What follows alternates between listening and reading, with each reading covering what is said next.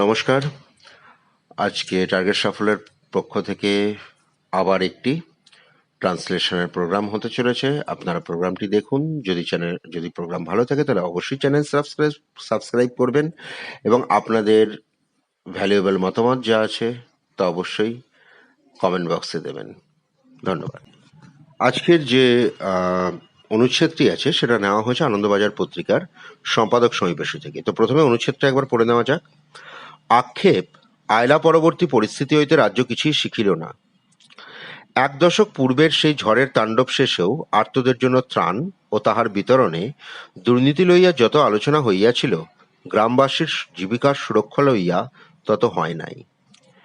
সেইবার স্পষ্ট হইয়াছিল যে দুর্যোগের সর্বাপেক্ষা দীর্ঘস্থায়ী প্রকোপ জীবিকায়।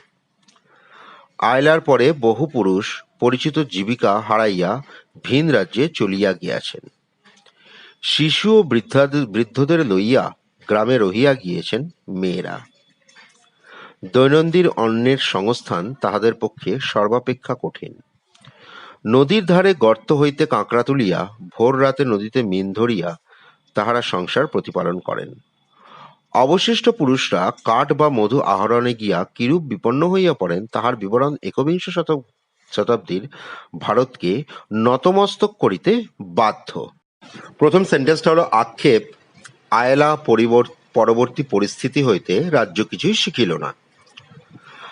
আয়লা ঝড়ের কথা আপনাদের মনে আছে, তো ওই আয়লার সম্বন্ধেই বলা হয়েছে। শিখিল না মানে এটা পাস্ট টেন্সে। আক্ষেপ, তো এখানে খালি আক্ষেপ করে ছেড়ে দেওয়া হয়েছে। তো ইংলিশে যদি এটা কি করা হয়, যেহেতু পাস্ট টেন্সই পুরো সেন্টেন্সটা পাস্ট টেন্সকেই দেখাচ্ছে, তো আমরা আক্ষেপটাও যদি পাস্ট টেন্সে প্রপার সেন্টেন্স করি, it was a matter of regret that the state learned, লার্নের past form learned, past indefinite হচ্ছে পুরো সেন্টেন্সটা, learned nothing from the post Aila situation. এখন কথা হলো কে এখানে নাথিং ব্যবহার করে সেন্টেন্সটাকে লেখা হয়েছে। এই সেন্টেন্সটা যদি কেউ চায় তাহলে নেগেটিভ, প্রপার নেগেটিভ, যেমন ধরা যাক ডিড নট লার্ন করেও লেখা যায়, তাহলে সেক্ষেত্রে নাথিং এর জায়গাতে এনিথিং হয়ে যাবে। সেন্টেন্সটা হবে it was a matter of regret that the state did not learn anything from the post Aila situation. দুটো সেন্টেন্সই ঠিকঠাক হবে, কোনো প্রবলেম নেই এতে। পরের লাইনটা কি আছে? এক দশক পূর্বের সেই ঝড়ের তাণ্ডব শেষেও আর্তদের জন্য ত্রাণ ও তাহার বিতরণে দুর্নীতি লইয়া যত আলোচনা হইয়াছিল, গ্রামবাসীর জীবিকার সুরক্ষা লইয়া তত হয় নাই। এখানে একটি জিনিস দেখার মতো সেন্টেন্সটিতে যত তত, তো আমরা যত তত যদি সেন্টেন্সে থাকে তাহলে সেন্টেন্সটিতে অ্যাজ মাচ অ্যাজ ব্যবহার করে থাকি। এই সেন্টেন্সটাকে আমি দুভাবে বানাবো, এক জায়গায় অ্যাজ মাচ অ্যাজ ব্যবহার করে, এক জায়গাতে অ্যাজ মাচ অ্যাজ ব্যবহার না করে। দুভাবেই বানানো যায়। অ্যাজ মাচ অ্যাজ দিয়ে যদি সেন্টেন্সটি তৈরি করা যায় তাহলে অর্থটি একদম প্রমিনেন্ট হবে। তো প্রথমে অ্যাজ মাচ অ্যাজ ছাড়া সেন্টেন্সটা দেখে নেওয়া যাক। তো সেন্টেন্সটা প্রথম পার্টটা কি আছে? এক দশক পূর্বের সেই ঝড়ের তাণ্ডব শেষেও আর্তদের জন্য ত্রাণ ও তাহার বিতরণে দুর্নীতি লইয়া যত আলোচনা হয়েছিল। দুর্নীতির ইংলিশ কি হবে? করাপশন। ত্রাণ রিলিফ, বিতরণ ডিস্ট্রিবিউশন, আর্তদের ডিস্ট্রেসড, ঝড়ের তাণ্ডব র্যাম্পেজ অফ ভায়োলেন্ট সাইক্লোন, এক দশক এ decade.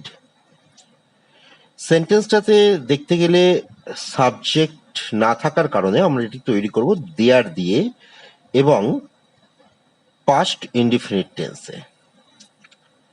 There was A lot of discussion, অনেক আলোচনা হয়েছিল কি নিয়ে? About corruption in relief and it's distribution, মানে ত্রাণ এবং তার বন্টনের দুর্নীতির সম্পর্কে। এই ত্রাণ ও তার বন্টনের যে দুর্নীতি হয়েছিল, এই ত্রাণটা কাদের জন্য ছিল? টু দ্য ডিস্ট্রেসড, আর্তদের জন্য, even after the rampage of violent cyclone of A decade এগো। এরপরে কনজাংশন ব্যবহার করা হচ্ছে but the protection of the livelihood of the villagers was neglected. এখানে নেগলেক্টেড যেমন গ্রামবাসীর জীবিকার সুরক্ষা লইয়া তত হয় নাই, উপেক্ষিত হয়েছিল, তো সেক্ষেত্রে নেগলেক্টটাকে আনা হলো। লিভলিহুড হচ্ছে জীবিকা, তো এই যে সেন্টেন্সটা বানানো হলো এখানে অ্যাজ মাচ অ্যাজকে ব্যবহার কিন্তু করা হয়নি। এবার যদি অ্যাজ মাচ অ্যাজ ব্যবহার করা যায়, যত তত আছে, তাহলে পরের পার্টটা আগে হয়ে যাবে। গ্রামবাসীর জীবিকার সুরক্ষা লইয়া তত হয় নাই, but the protection of the livelihood of the villagers was not discussed. গ্রামবাসীর জীবিকার সুরক্ষা নিয়ে অত আলোচনা হয়নি।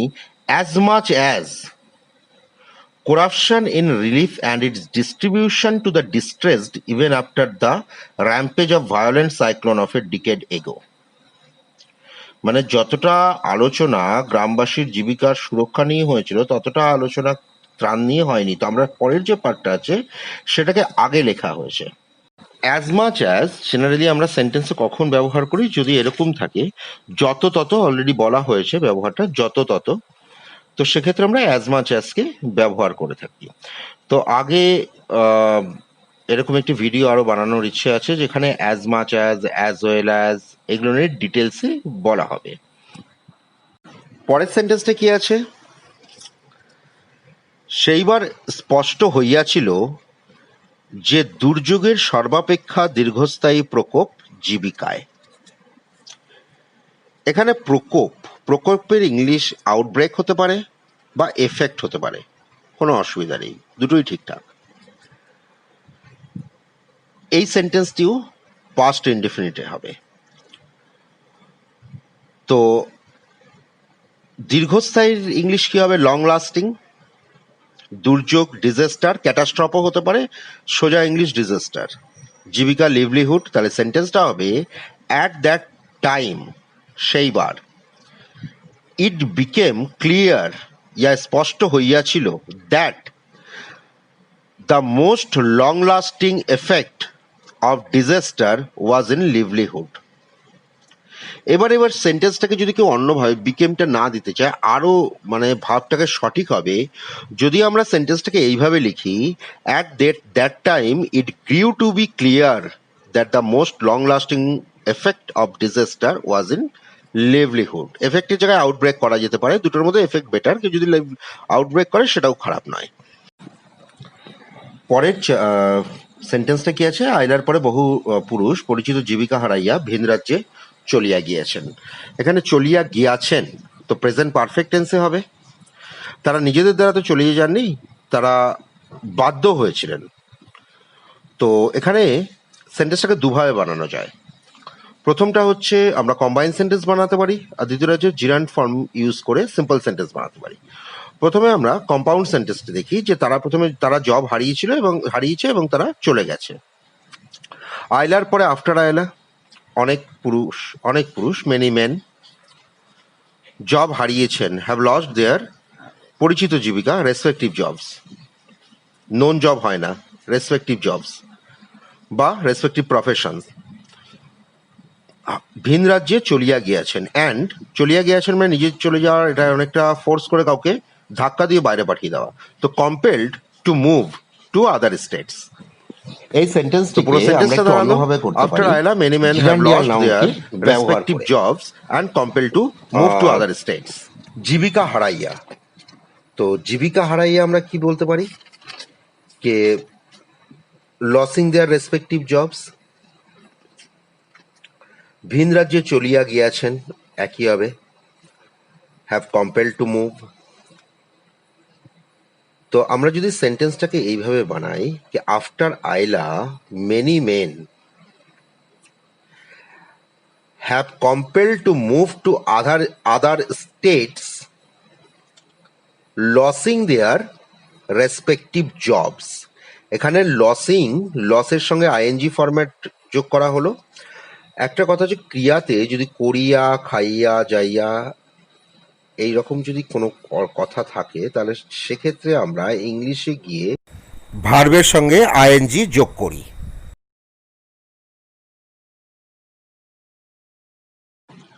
পরের সেন্টেন্সটা কি আছে? শিশু ও বৃদ্ধদের লইয়া গ্রামে রহিয়া গেছেন মেয়েরা। মেয়েরা দ্য উইমেন। থেকে যাওয়া স্টে, এটাও প্রেজেন্ট পারফেক্ট টেন্সে হবে। তো আমরা সেন্টেন্সটা কিভাবে লিখবো? এটা তো খুব সহজ sentence. The women have stayed in the village with children and old people yeah elderly people, কোনো অসুবিধা নেই, হতে পারে। পরের সেন্টেন্সটি কি আছে? দৈনন্দিন অন্নের সংস্থান তাহাদের পক্ষে সর্বাপেক্ষা কঠিন। সর্বাপেক্ষা কঠিন, কঠিন এখানে কি ইংলিশ হবে? ডিফিকাল্ট। তো এখানে কি কঠিনতর কাজই হবে। তো আমরা এখানে the most difficult task for them, এখানে আমরা একটা ইডিয়ামস ব্যবহার করব, যে ইডিয়ামসটা হচ্ছে make their both ends meet, কোনো মতে চালানো, মানে দৈনন্দিন অন্নের সংস্থান যেটা বলা হয়েছে সেটাই। তো সেক্ষেত্রে সেন্টেন্সটা খুব ছোট হয়ে যাবে। The most difficult task for them was, তারপরে শুধুমাত্র টু ইউজ করা যাক, to make their both ends meet. সেন্টেন্সটিকে আমরা আরেকভাবে তৈরি করতে পারি। এইভাবে তৈরি করতে গেলেও ব্রেড অ্যান্ড বাটার নামে একটা ইডিয়ামসকে আমরা ব্যবহার করব। মোটামুটি সেন্টেন্স, দুটো সেন্টেন্সের স্ট্রাকচার একই থাকবে, দুটো সেন্টেন্সই পাস্ট টেন্সে হবে। দ্য মোস্ট ডিফিকাল্ট টাস্ক, সব থেকে কঠিনতম কাজ তাদের জন্য, for them, was to earn their bread and butter everyday. তো দুটো সেন্টেন্সেই কোনো ফারাক নেই, যদি দেখা যায় দুটোরই মানে ঠিকই আছে। প্রথমটা হচ্ছে the most difficult task for them was to make their both ends meet every day, আর দ্বিতীয়টা হচ্ছে the most difficult task for them was to earn their bread and butter every day. পরের সেন্টেন্সটি কি আছে? নদীর ধারে গর্ত হইতে কাঁকড়া তুলিয়া ভোর রাতে নদীতে মিন ধরিয়া তাহারা সংসার প্রতিপালন করেন। তো গর্ত হইতে কাঁকড়া তোলা, picking up crabs from the hole, কাঁকড়া তুলছে পিকিং আপ। আচ্ছা, নদীর ধার, রিভার ব্যাংক। মাছ ধরা, ক্যাচও হয় অ্যাঙ্গেলও হয়, অ্যাঙ্গেল বেটার, মাছ ধরা অ্যাঙ্গেল, অ্যাংলিং ফিশ।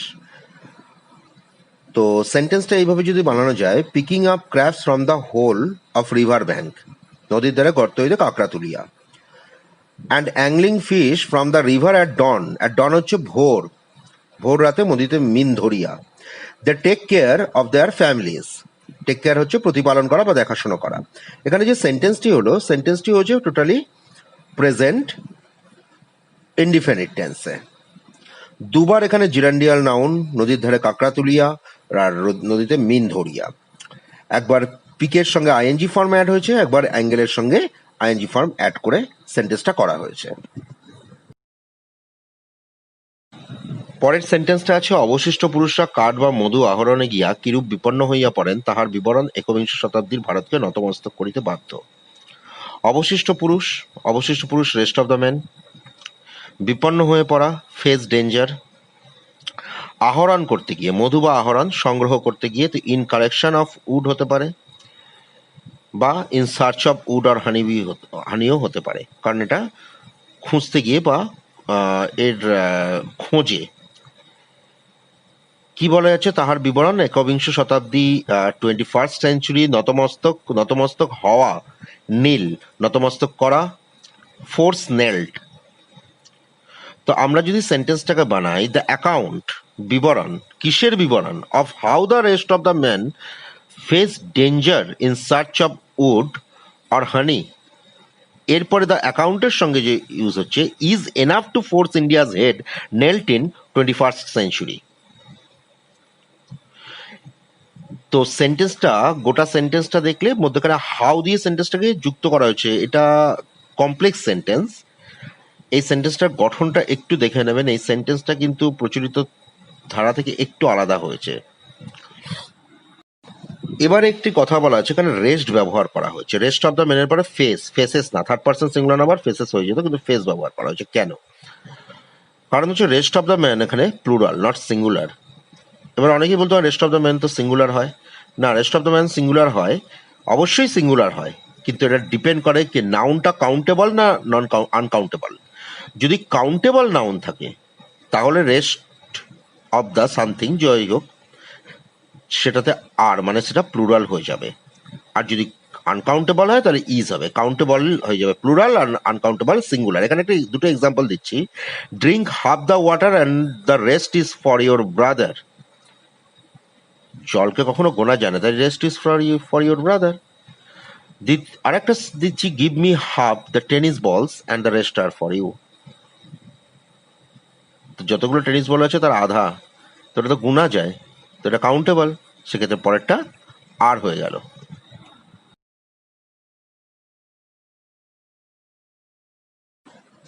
সামনের দিনের জন্য একটি ট্রান্সলেশন আপনাদেরকে দিয়ে দেওয়া হলো, আপনারা করে দেখতে পারেন। দুদিন সময় দেওয়া হলো, পরশু আমি এই ট্রান্সলেশনটি সলভ করে দেব।